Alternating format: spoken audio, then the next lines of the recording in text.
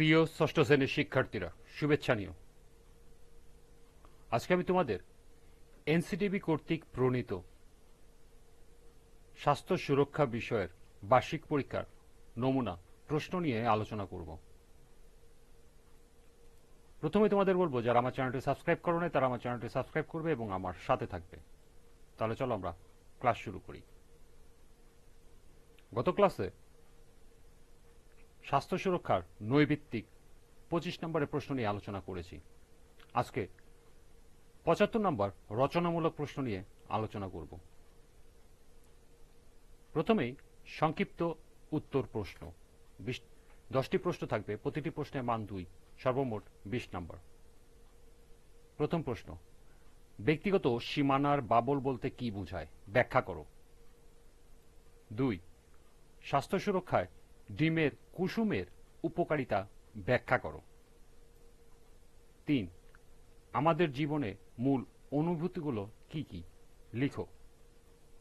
4, বন্ধুমেলা উৎসব প্রিয় বন্ধু তৈরিতে কিভাবে ভূমিকা রাখে। 5, বায়ু দূষণের ফলে কি ধরনের শারীরিক সমস্যার সৃষ্টি হয়। 6, ক্লাস ক্যাপ্টেনের কোন কোন বৈশিষ্ট্য থাকা প্রয়োজন।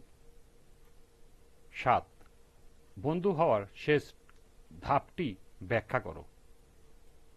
8, মাটি দূষণের প্রভাব ব্যাখ্যা করো। 9, অনুভূতি ও প্রয়োজনের কথা প্রকাশের খেয়াল রাখতে হলে এমন একটি বিষয় ব্যাখ্যা করো। এবং সর্বশেষ 10, বয়সন্ধিকালীন যে কোনো দুটি মানসিক পরিবর্তন ব্যাখ্যা করো। এই ছিল সংক্ষিপ্ত উত্তর প্রশ্ন। এরপর রচনামূলক প্রশ্ন দৃশ্যপটবিহীন। এখানে 5টি প্রশ্ন থাকবে, 3টি প্রশ্ন উত্তর দিতে হবে, প্রতিটি প্রশ্নের মান 5। এনসিটিবি কর্তৃক প্রণীত নমুনা প্রশ্নে 3টি নমুনা দেওয়া আছে। প্রথমটি হল, ওয়ার্ম আপ কি, খেলাধুলায় আঘাত বা দুর্ঘটনা এড়াতে করণীয় ব্যাখ্যা করো। 2, ডেঙ্গু রোগটি কিভাবে ছড়ায়, ডেঙ্গু রোগটি আমাদের কিভাবে প্রতিরোধ করতে পারি, বুঝিয়ে লিখো।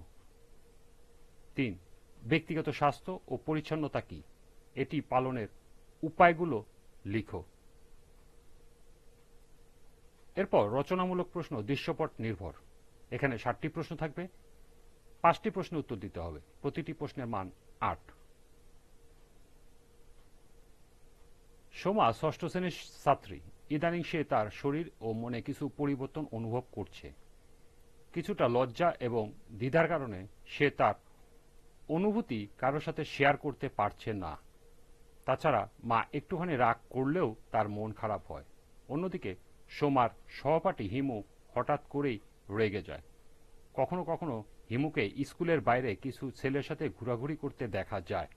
তাছাড়া হিমুর বন্ধুদের সাথে প্রায়ই খারাপ ব্যবহার করে। এই দৃশ্যপট নিয়ে 2টি প্রশ্ন আছে। প্রথমটি হল, সোমা এবং হিমু তাদের জীবনে কোন সময়কাল অতিক্রম করছে, ব্যাখ্যা করো। দ্বিতীয়টি হল, শরীর এবং মনের যত্নে সোমা ও হিমুর করণীয় কি হতে পারে, ব্যাখ্যা করো। পরের দৃশ্যপট, রানাদের বাড়িতে নানা রকম গাছপালায় সমাহার ছিল, ফলে এখানে বিভিন্ন রকম পাখি ও বন্যপ্রাণীর আনাগোনা ছিল। কিন্তু পাকা বাড়ি নির্মাণের জন্য রানার বাবা প্রায়ই সব গাছপালা কেটে পরিষ্কার করে ফেললেন। এই দৃশ্যপট নিয়ে 2টি প্রশ্ন। প্রথমটি হল, উল্লেখিত পরিবেশে উপাদানগুলোর প্রতি আমাদের আচরণ কেমন হওয়া উচিত, ব্যাখ্যা করো। খ, রানার বাবা কাজটি আমাদের প্রকৃতিকে কিভাবে প্রভাব ফেললে, তোমার মতামতের পক্ষে যুক্তি দাও। তৃতীয় দৃশ্যপটে 2টি চিত্র দেওয়া আছে। প্রথম প্রশ্ন, প্রথম চিত্রে আয়োজনটি ব্যাখ্যা করো। দ্বিতীয় প্রশ্ন, দ্বিতীয় চিত্রে যে ধারণা ফুটে উঠেছে আমাদের জীবনে তার ভূমিকা ব্যাখ্যা করো।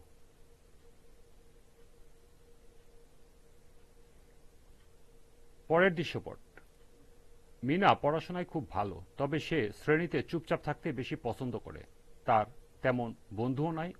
অন্যদিকে তার সহপাঠী রুনা খুবই চটপটে এবং হাসিখুশি। শ্রেণীতে সবার সাথে তার সম্পর্ক খুবই বন্ধুত্ব সুলভ। এই দৃশ্যপট নিয়ে দুটি প্রশ্নের প্রথমটি হলো মিনার কোন কোন গুণাবলী চর্চা করা প্রয়োজন, দ্বিতীয়টি হলো রুনার গুণাবলী কাজে লাগিয়ে কিভাবে আমাদের জীবনকে সুন্দর করতে পারি ব্যাখ্যা করো। পঞ্চম দৃশ্যপটে দুটি চিত্র দেওয়া আছে। প্রশ্ন, প্রথম চিত্রে খাবারগুলোতে উপস্থিত খাদ্য উপাদানের কাজ ব্যাখ্যা করো এবং দ্বিতীয়টি হলো বয়সন্ধিকালে পুষ্টির চাহিদা পূরণে প্রথম এবং দ্বিতীয় চিত্রের খাদ্যগুলোর ভূমিকা বর্ণনা করো। এই ছিল এনসিটিবি কর্তৃক প্রণীত ৭৫ নম্বরের রচনামূলক প্রশ্নের অংশ। আজকের ক্লাসটি এই পর্যন্তই। সবাইকে আবারও বলছি, যারা আমার চ্যানেলটি সাবস্ক্রাইব করো নাই তারা আমার চ্যানেলটি সাবস্ক্রাইব করবে এবং আমার সাথে থাকবে। সবাইকে পরবর্তী ক্লাস দেখার আমন্ত্রণ জানিয়ে আজকের মতো এখানেই বিদায় নিচ্ছি। আল্লাহ হাফেজ।